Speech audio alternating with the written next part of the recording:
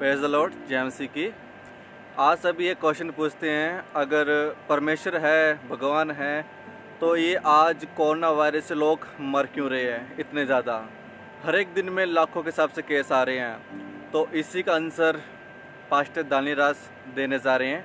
आइए पहले आप वीडियो को वॉच कीजिए। चाहता हूं कि ये विषय को आपको समझना होगा, क्योंकि कई अविश्वासी मेरे मित्र दोस्त जो हैं ये सवाल उठाते हैं, अगर परमेश्वर है तो लोग मर क्यों रहे। जी हाँ दोस्तों, इस विषय के ऊपर मैं बात करने जा रहा हूं। बड़े ध्यान से बने रहिएगा, थोड़ा सा लंबा होगा लेकिन बने रहिएगा। अगर परमेश्वर है तो लोग मर क्यों रहे, इसको कई लोग सवाल उठाते हैं। अगर विश्वासियों के मन में यह प्रश्न है, आज इसको मैं कोशिश करूंगा जवाब देने की। मेरे साथ में बने रहे।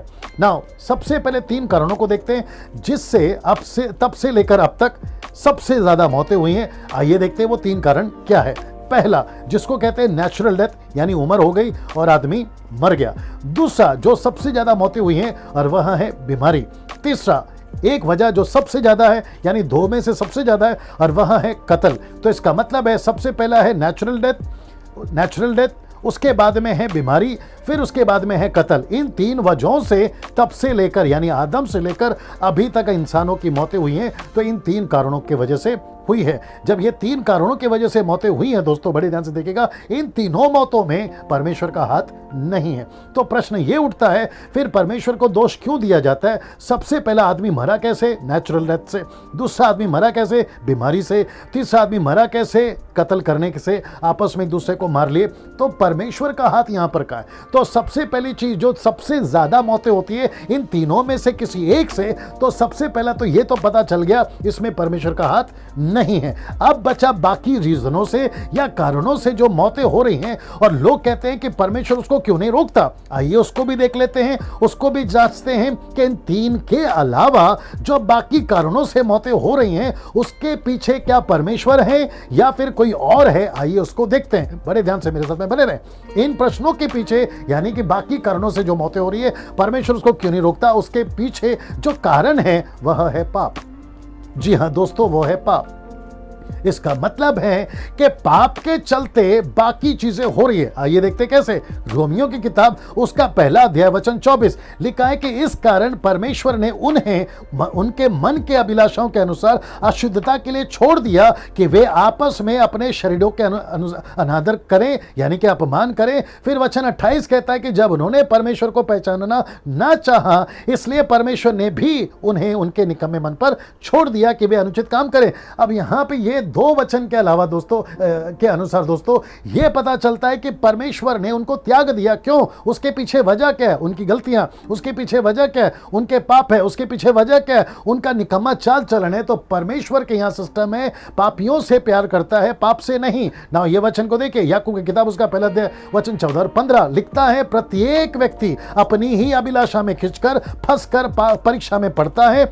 अभिलाषा गर्भवती होकर पाप को जन्मती है। अब इसको देखिए, पाप जब बढ़ जाता है तो मृत्यु को उत्पन्न करता है। तो इसका मतलब है सभी कारणों में से, वो 3 में से अगर बाकी कारणों को उठाए कि परमेश्वर क्यों नहीं रोक रहा है, परमेश्वर कैसे रोकेगा, क्योंकि वो पाप से भर गया है, परमेश्वर ने उसको त्याग दिया इस 2 वचन के अनुसार, फिर गर्भवती होकर मृत्यु को जन्म दिया। तो परमेश्वर कैसे रोकेगा, क्योंकि मनुष्य खुद ही परमेश्वर से दूर चला गया।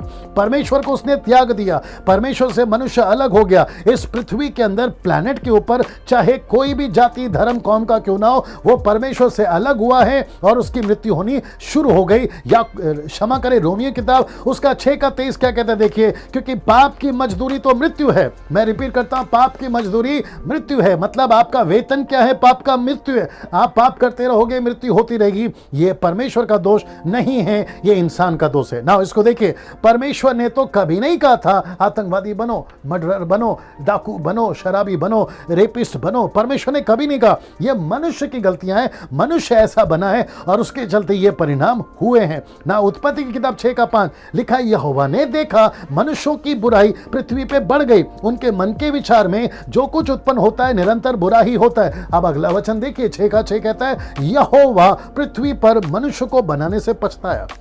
ऐसा नहीं लिखा है जानवर को बनाने से, चीड़ कौवों को बनाने से या किसी और चीजों को बनाने से, लिखा है मनुष्य को बनाने से पछताया। इसका मतलब क्या है? मनुष्य इतना बिगड़ गया तब से लेकर अब तक आप अंदाजा नहीं लगा सकते, और उसके चलते परिणाम क्या है? मृत्यु। ना इसको देखिए, हर कंट्री का अपना एक लॉ एंड ऑर्डर है, उनके कुछ रूल्स हैं, उनके कुछ लॉज हैं, और लॉ क्या कहता है? जैसे गलती करोगे उसका परिणाम मिलेगा। जैसे जेल में डालना, फांसी की सजा देना, गोली मार देना जिसको इनकाउंटर भी कहते हैं, फिर पत्थर से मार देना या फिर जिंदा जला देना, ये आपके कंट्री का लॉ है। अब आप सोच के देखिए, अगर आपके कंट्री का लॉ होगा तो परमेश्वर का कानून भी तो होगा ना, लॉ होगा ना।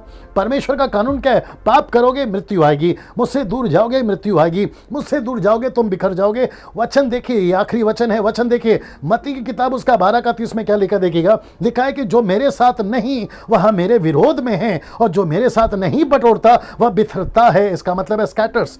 वचन कहता है स्कैटर्स, मतलब वो बिखरता है। परमेश्वर कहता है साफ साफ, दोस्तों बड़े ध्यान से सुनिएगा, परमेश्वर कहता है अगर तू मेरे साथ में है सुरक्षित है, मेरे साथ में नहीं है तो पाप में है, और जब तू पाप में है तो तेरे ऊपर मृत्यु पक्का आएगी। अगले वीडियो में फिर मुलाकात होगी। प्रभु आपको आशीष दे। आई होप आपको ये वीडियो अच्छी लगी है, और इसे शेयर कीजिए, दूसरों तक ये वीडियो पहुंचाइए, ताकि दूसरे भी इस वीडियो के जरिए आशीषित होने पाए और दूसरों के भी आंख खुलने पाए। प्रभु यीशु मसीह आपको इन वचनों के जरिए ब्लेस कर सके। God bless you all.